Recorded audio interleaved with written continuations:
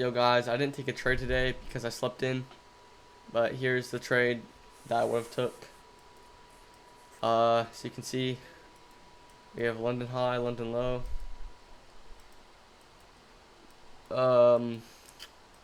We then got 30-minute close over it, but then we didn't tap back in and get a reaction. But we did break structure right here, and then form this fair value gap, then come back into it. So then I would have scaled down to the 1 minute time frame. Entered right when we rejected. Put my stop right above the fair value gap and targeted a 1 to 2 risk reward ratio. So yeah, that would have been a good trade. Too bad I missed it.